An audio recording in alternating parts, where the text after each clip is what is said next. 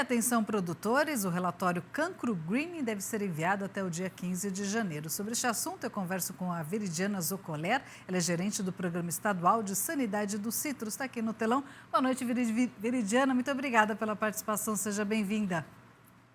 Boa noite, muito obrigada. Conta pra gente, o que deve conter nesse relatório? Nesse relatório, devem conter as vistorias trimestrais das plantas de citros em relação às pragas quarentenárias, que são o cancro cítrico e o greening. Então, são as inspeções dos produtores em relação a plantas com sintomas de cancro cítrico e greening e plantas erradicadas e não erradicadas, bem como plantas erradicadas por outros motivos e também os replantios. Para qual que é o período que o produtor deve preencher? É do ano todo, de janeiro até dezembro de 2025?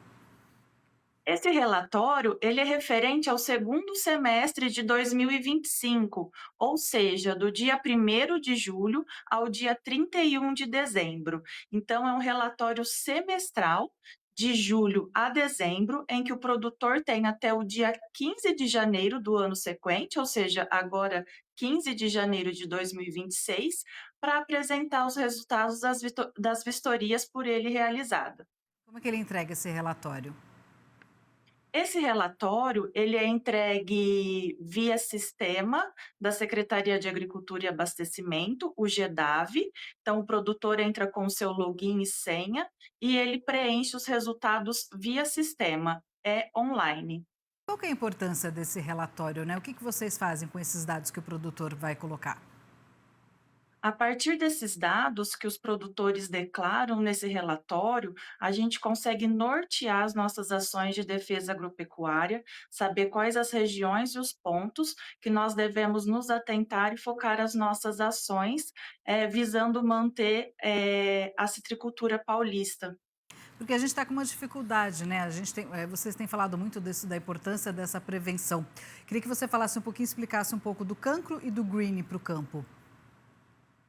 Sim, o campo cítrico, ele é uma praga restritiva à comercialização, então o estado de São Paulo, ele possui tanto o campo cítrico quanto o greening. O cancro, ele restringe a comercialização para outros estados que não têm a presença da praga e também para exportação, principalmente para a União Europeia, que é o nosso grande mercado de limão Tahiti. Em relação ao greening, é a principal doença na atualidade, afeta drasticamente a produção de citros, reduzindo até 70% da produtividade, né? E o greening é transmitido por um inseto vetor, que é o psilídeo. Então, o monitoramento e o controle do psilídeo também é muito importante. Como é que está a doença em São Paulo? Como é que está o green em São Paulo, nos pomares?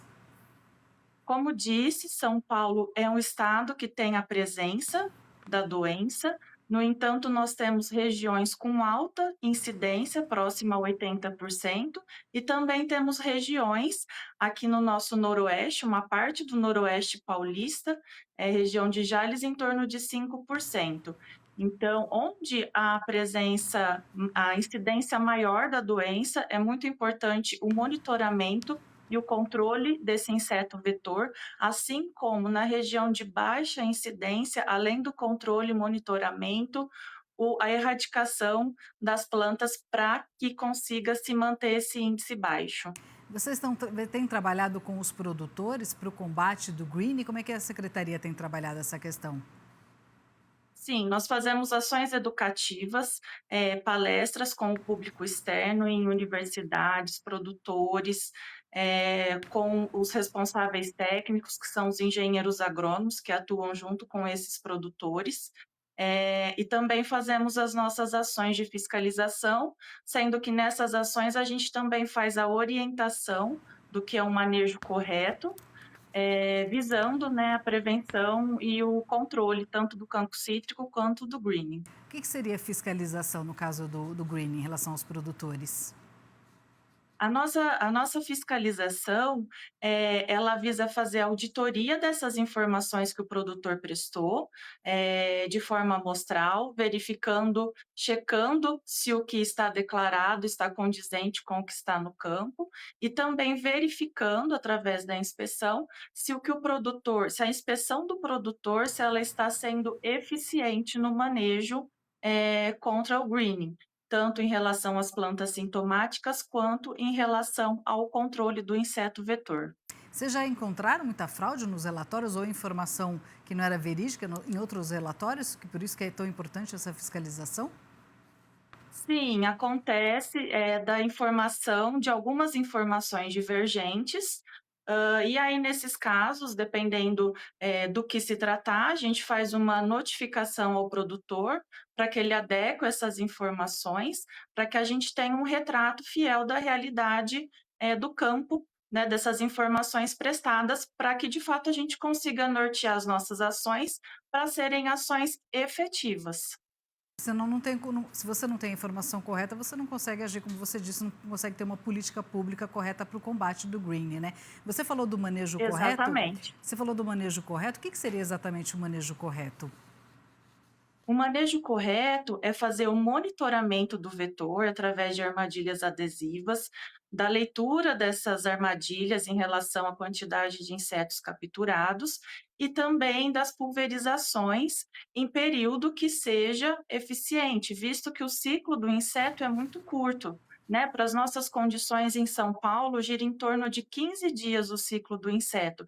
Então, o produtor não pode fazer pulverizações que sejam espaçadas mais de 15 dias, senão não vai ter o controle efetivo, do inseto vetor, que é o psilídeo. Tá bom, Veridiana, muitíssimo obrigada pela participação, obrigada por nos atender e até a próxima. Eu que agradeço.